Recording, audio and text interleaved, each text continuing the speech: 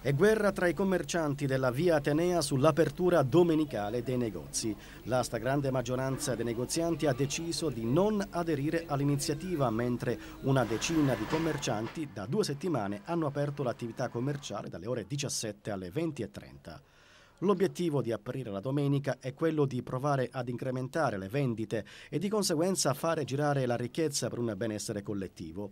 I negozianti che invece non aderiscono all'apertura domenicale nutrono numerose e serie perplessità sul buon esito dell'iniziativa e a microfono spento affermano: in un tempo caratterizzato da forte crisi come questa, il calo delle vendite non dipende affatto dai negozi aperti e per quanto tempo, bensì dalla carenza di denaro in mano alle famiglie.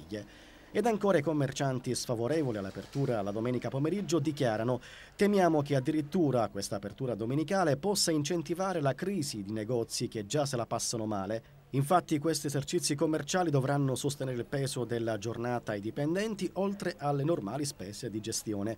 Varrà davvero la pena?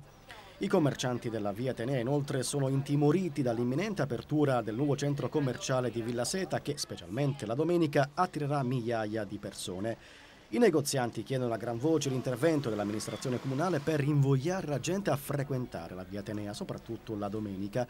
Noi commercianti, affermano in coro, siamo disponibili ad aprire le nostre attività nei giorni festivi soltanto se il comune organizza eventi collaterali capaci di invogliare i giovani, gli anziani e le famiglie a riversarsi in via Atenea.